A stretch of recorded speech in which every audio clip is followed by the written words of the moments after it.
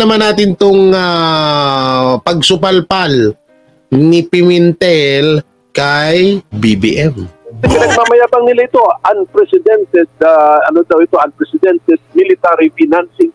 Military financing. Ano ang pakinabang natin yan sa pagbaba ng presyo ng bigas, sa mga isda, sa pagkuhuli ng isda? So, gawin sana nila, napakaganda nun, unprecedented American help in Philippine agriculture. Yan, papalakpak pa ako dyan. Hindi nun, ha? Ano po ang tingin niyo rito? Meron pong pangako ang Estados Unidos po patungkol dito, pero sa pagkakaalam namin, panukalang batas pa pala ito at April na na-introduce sa Kongreso ng Amerika. Hindi pa umuusad ngayon. Hindi, okay. So let us say, kulang pa sila ng kanilang procedure sa Amerika. Pero ako ang concern ko, number one, ito ba ay grant na libre or ito ba ay utang? Kahit sabihin nila mababa interest, pero utang pa rin. Diba? So kailangan alamin natin yan. Alamin natin, $500 million, bigay or utang. Okay. Ngayon, tandaan natin mga kababayan na ang United States of America, pag nagbibilang yan ng mga $500 million in military financing, kasi yan yung words na ginagamit. Ano yan, hindi magbibigay ng cash yan. Ang binibigay niyan, yung mga nasa warehouse na nila ng mga gamit nila na pang-military. Nasa warehouse na nila yan. Yan na yung mga luma nilang stock. Ilalabas na nila yan. Tapos pag-order sila ng $500 million sa kanilang supplier para lagyan na naman ng bagong stock yung kanilang warehouse. Ganun na ginawa nila sa Ukraine.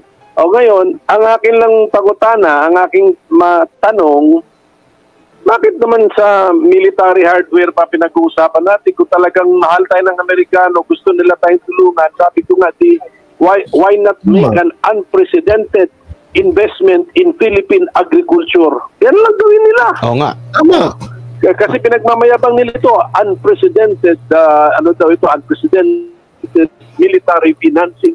Military financing. Ano ang pakinabang natin yan sa pagbaba ng presyo ng bigas, sa mga isda, sa pagkuhuli ng isda? So, gawin sana nila, napakaganda nun, unprecedented American help in Philippine agriculture. Yan, papalakpak pa ako dyan. Oo, tama yun. Kumbaga, wala din tayong palayaan kung saan gagamitin kasi for military purposes lang eh. Oo, tsaka maniwala kayo, hindi po yan cash na ibibigay sa inyo na, sige, bili kayo ng military hardware. Hindi po, bibigyan kayo ng military hardware. Yung nasa warehouse na nila. Kasi nga, yan na yung pinakaluma nila na technology na ibibigay na nila sa iyo kasi may o-order ngayon sila na. So sa madaling salita, Senator Pimentel, sa madaling salita, bibigyan na naman tayo ng basura ng Amerika. Gago! Ang galing, no? Oo, lupit. $500 million doon sa kanilang military industrial complex para makagastos sila ng. Kasi bali ang gastos nila ng pera nila sa ekonomiya din nila. Mag-order sila sa mga US corporations, military industrial US corporations, mag-order sila na 500 million para sa pinakabagong military na kagamitan at ilalagay nila sa warehouse nila. Kasi yung katumbas na 500 million na luma, yung first in, first out, nandun na sa harap ng warehouse. Proud na proud pa yung mga tansu vlogger. Sabi nila, ang galing talaga ng Amerika, mahal talaga ng Pilipinas. Gago! Akala nila siguro sa Thailand, paghahalatan talaga, mga mukhang pera kayo, mga hype. Yung $500 million, akala nila siguro pera, cash talaga ibibigay. Lilaw-ninaw nung sinasabi ni Senator Pimentel, yung mga lumang kagamitan ng Amerika ang ibibigay or maaaring ibigay sa Pilipinas. House nila kasi yan pinakaluma ang nasa harap sa pintuan, Yun ang pamimigay ngayon nila. Mm. So, Walang siya, Papa. ano ngayon yan? What is that? What is that to us? Di ba? Sayang kasi kung unprecedented support to Philippine agriculture, ibang usapan yan. Ibang usapan yan. Oo nga eh. Kasi marami tayong ang taong bayan sa mga survey na lumalabas, iba yung mga hinaing eh. Iba yung gustong tugunan ng malamang sa malamang kaya ipinilex to, kaya ibinalita to. Kasi nga 'di ba? Siguro nararamdaman din ni BBM na nahanapan na ako dun sa mga travel ko.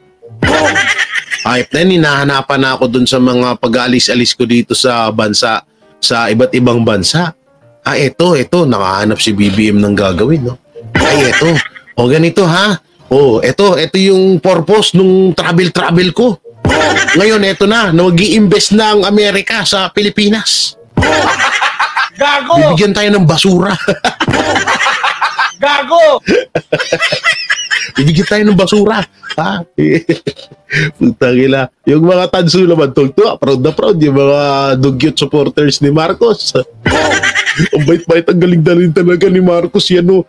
Imbis sinasabi nila na corrupt, na walang pinatunguhan ng mga travel ni Marcos, tingnan nyo, bibigyan tayo ng 500. Magkano to? $500 million. Gago! May military aid na talang Amerika. Gago! Tapos yung pinaglumaan lang pala ibibigay sa atin. Anak ng teteng naman, no? May ukay-ukay na nga dito sa Pilipinas. Daragdagan nyo pa. Gago! Oy, Dave, maraming salamat, Dave. Thank you, Dave, sa blessing. Ayop na yan. Ating pamahalaan. Yet itong pera na ito, ibibigay or financing na ito, parang parang, utang ka sa amin. Sa amin ka lang. Sa amin lang. Tapos interest pa. Parang Ukraine yan. Napakalaki na ng utang ng Ukraine. Mm-mm. At ganun din po yun. Hindi rin pinigyan ng US ng cash ang Ukraine. Diretsong gamit pang gera binibigay. Tapos yung kung ano yung halaga nun, utang nyo sa amin yan eh. Meron itong Amerika konsentidor sa gera eh. Ayop na yan. Alam nyo kung halimbawa na ang hiniling ni Marcos ay karagdagang kagamitan sa mga ospital galing Amerika, putang na, ang ganda nun. Papalakpakan natin yun. Anak ng teteng eh. Ang ibibigay sa atin, no? Military aid. Anak ng teteng. Kung halimbawa man, ito napakaganda nun kung sakali. Bibigyan tayo ng Amerika ng kagamitan nila. Luma. Sige, nandun na tayo sa luma. Lumang kagamitan ng Amerika na magagamit sa mga ospital. Aba, okay pa yun. Pero puta na, kagamitan para sa gera. Ayop na yan. Gago! Well, sa Ukraine, sabihin na natin merong active na gera doon. Dito sa Pilipinas, wala pang active na gera. Ayaw natin magka-active na gera. Mm. So, agriculture ang tulong nila sa atin kasi ganito mga kababayan. Mm. Ang United States of America, military superpower. Pero wag natin kalimutan, ang United States of America, agricultural superpower din yan. Ibig sabihin, kaya nila tayong tulungan sa agriculture, yung mga technique nila, paano magpalago ng mga ani. Senator Pimentel, hindi rin ho natin masisisi ang Amerika, baka mamaya si Marcos din yung humiling niyan. Gago! Diba?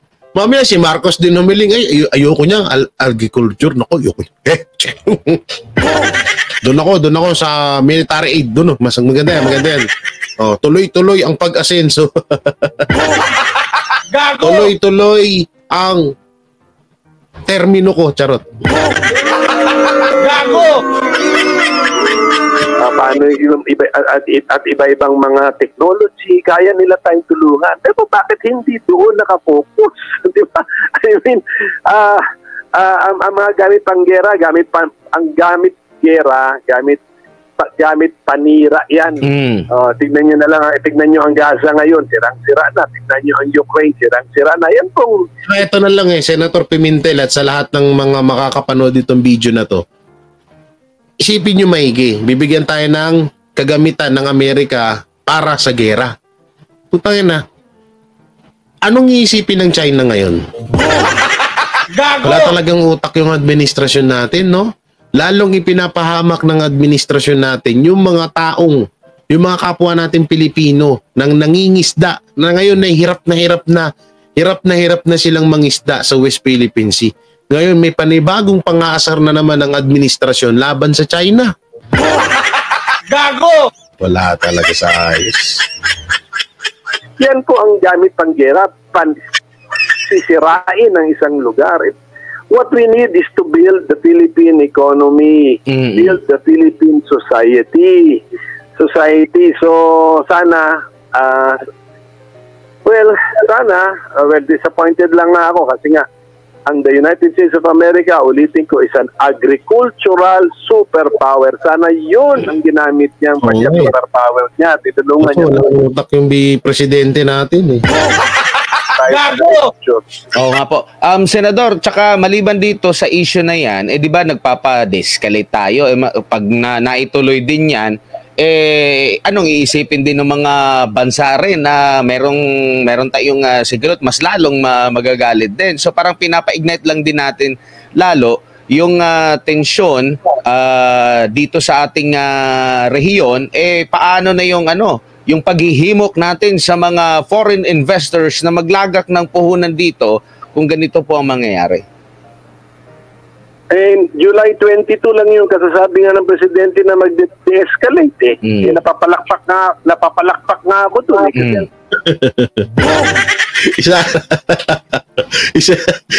Parang po tayo na tumutugma na naman lang yung sinabi ko kanina. Dahil yung sinabi ko kanina, na siguro yung ibang nanood sa SONA at yung ibang mga pumalakpak doon, yung ibang mga natuwa sa mga sinabi ni BBM, ngayon medyo nagsisisi na.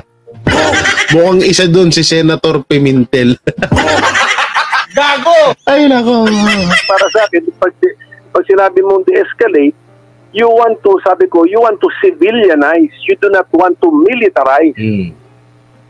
One week later, ito na ang announcement. Dito na yung mga US military, Department of Defense Secretary nila na magbibigay ng unprecedented military financing. So back to military. Sayang Opo. Sayang, pag sinabi mong de-escalate, ibig sabihin nun, uunahin natin ang civilian kaysa sa military. So, DFA, diplomasya, na muna ang DND o Philippine Coast Guard, civilian armed agency kaysa sa Philippine Navy or armed forces. Ganon sana. Tapos sana ang ating intensyon is ang Pilipinas will host. Ang hirap, Senator Pimentel, no? Puro sana na lang tayo, no? Gago! Ganun sana, eto sana, ganito sana. Gago! Kaya yung SONA, dapat ang pangalan na ng SONA, palitan na ho. Sana. Gago! Ay, lako. 2024, sana. President Bongbong Marcos. Gago! Hayop na yan. Tutay lalib, lagi na lang naririnig natin no? Ganito sana, ganun sana, dapat sana, ganun na lang. Ang lapit nyo. Host talks, not host bases. Ganun sana. Opo. Kasi kung neutral ang Pilipinas, a friend to all nations, we are a good venue sa talks. Tama. We can host talks. Nawala yung, dati na tayong identified sa Amerika, medyo trinay ni President Duterte noon na medyo ilayo ang ating pagkadikit ng pusod sa United States of America. Pero ngayon talagang parang dikit na dikit ang pusod na Hindi na talaga, Senator Pimentel, Hindi, naintindihan nga namin, Senator Pimentel, hindi mo lang matumbok. Hindi mo lang maidiretso, pero ang gusto mong sabihin ay ang Pilipinas ay ang Pilipinas at ang Amerika ay halos iisa na. Gago! Iisa na. Oh, kasi medyo ha. Natakot ka rin, Jay, no? Gago! Medyo obvious naman na ang Amerika, ang Pilipinas ay kontrolado na ng Amerika.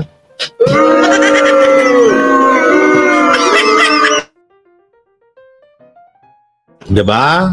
Oh, sakit, diba? That's totoo naman eh. Na, and then tapos ang topic natin puro military. And ako malaking disappointment po 'yun kasi noong July 22 ang narinig ko pong salita na ginamit is de-escalate. Para sa akin, you civilianize, you do not militarize. And then 1 week later, ito na. Opo. $500 million for military financing. Tsaka So ang ibig sabihin ni Senator Pimentel, panibagong kasinungalingan na naman.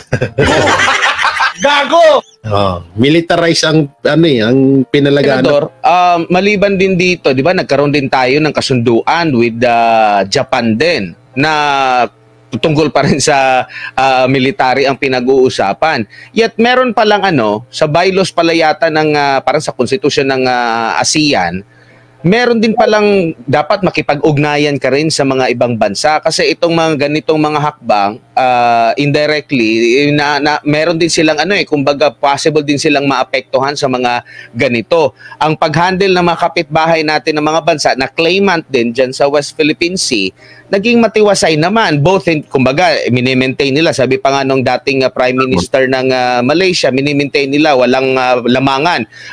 Neutral sila sa Estados Unidos, sa China at sa iba pa for the benefit sa kanilang mga bansa. Pero tila hindi ganito ang tahak ng ating foreign policy ngayon na Senador. Ang maraming ang gusto Hey, Brothers Travel, magsalita ka naman. Joke lang. karoon ng mga military agreements with us eh. Alam ko pati may mga European countries pa, pati yata meron pa iba pang dito rin sa lugar natin. So sabi ko nga, sana mga trade agreements na lang ang focus po natin, hindi puro military. Ayun na nga, nagiging puro military agreements eh. Sana trade agreements kunyari mas okay pa yan, trade agreement o trade tinitrade ng Amerika ang Amerika sa Pilipinas. Joke. Ayun, trade. Yun nga, sinasabi ko nga, pwede nga dapat sa algiculture, tama ba yung bigkas ko? Sorry, bulol ako dyan. Kung naman yung mga kagamitan sa ospital, kung meron man na, alam ko meron ng Amerika niyan na, kasi syempre mas high-tech dun kaysa dito sa atin, no? Napakalaking bagay na bigyan tayo ng Amerika ng pinaglumaan nilang kagamitan na magagamit sa ospital natin kasi mas nauuna ang mas nauuna yung kagamitan ng Amerika kaysa sa Pilipinas. Mas high-tech dun sa kanila. Ang ganda sana kaso pinili panggera Fran, gusto mo kaming tulungan. Bakit di ka bumili ng Philippine product? Tama. Diba?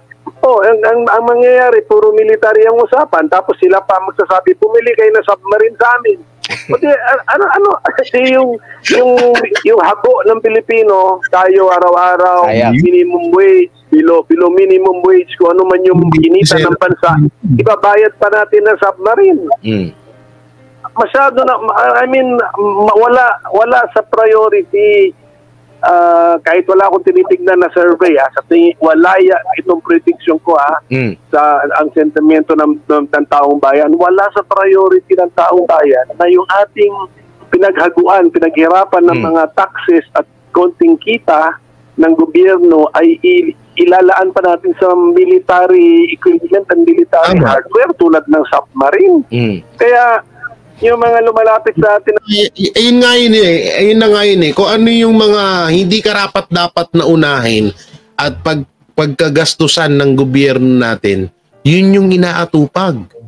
Katulad ng mga military equipment, submarine, diba? Tayo na kung yung pera na nilalaan dyan, kung inilaan yan sa pangkabuhayan ng bawat Pilipino na mga bawat Pilipino dito sa Pilipinas, hindi sana ang ganda. Kahit na lang hindi sa ganun, magbaganon na lang ng proyekto para sa mga magsasaka, sa mga mangingisda, diba? Sabi nyo, mahal nyo ang Pilipinas. So, pinoprotektahan nyo ang mga Pilipino sa West Philippine Sea dahil nga ito ay sinasakop po. Eh, di sana kung yung about dun sa submarine at yan sa mga military equipment na yan at andito na yung kape ko. Okay, thank you. Eh kung inilaan yan para sa mga mangingisda na naaapektuhan dahil sa kayabangan ni Marcos sa West Philippine Sea, mas matutuwa pa tayo kasi natutulungan yung mga kababayan natin. Eh anak ng teteng, puro military, gera, submarine, mangangat-ngat ba namin yan pag nagtaggutom? Gago! Anak ng teteng naman kayo. Kaya kayo mga tansu vlogger ha, ngat-ngatin nyo yung Sierra Madre ha. Gago! Isain nyo yung buhangin dun sa sa West Philippine Sea ha. Oo. Tingnan natin kung tangina nyo. Gago!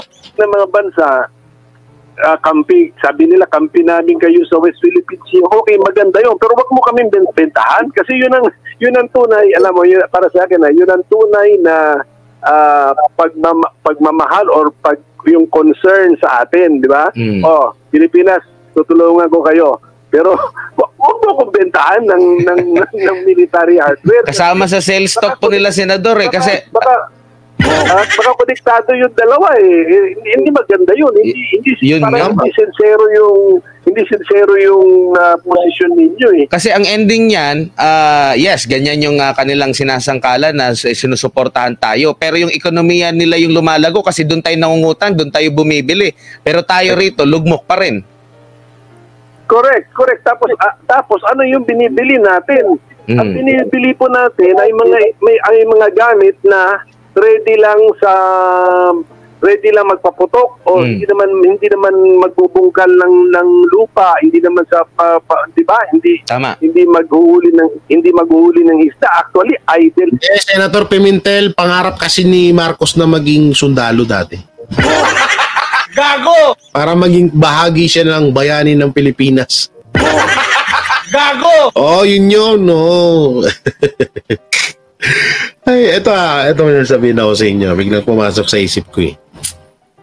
Hindi kaya mangyari, lahat naman tayo darating sa panahon na tayo ay kukunin na at tayo ay mamamahinga na. Hindi kaya mas dihamak na triple ang mangyayari. Kung sakali man na, halimbawa, si BBM may matanda na. Siyempre, sobrang tanda na.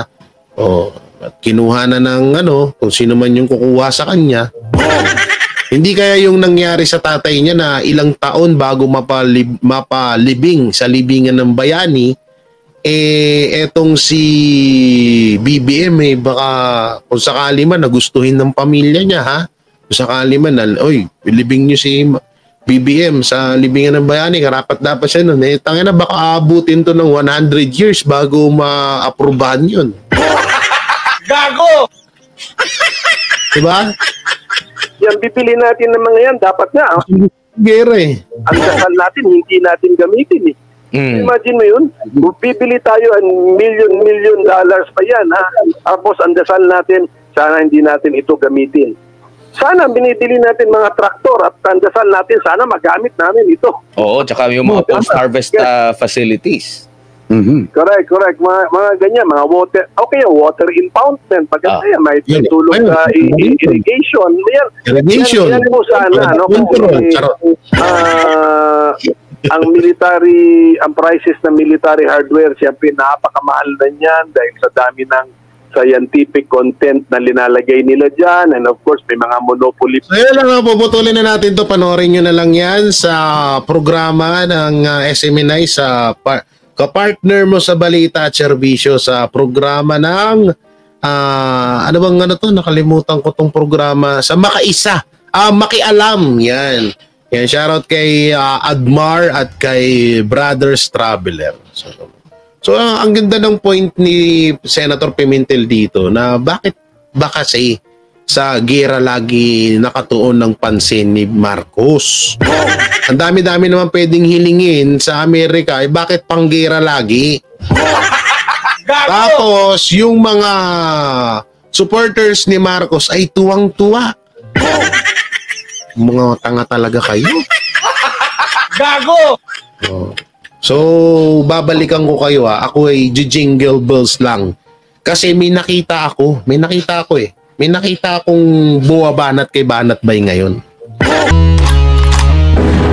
Yan ang Banatero, walang inuurungan. Pag tama palakpakan, pag mali ay babanatan. Yan ang Banateros, boses ng ordinaryong Pilipino. Banateros ay walang makakaawan, walang inuurungan. Banateros ay tinutulungan.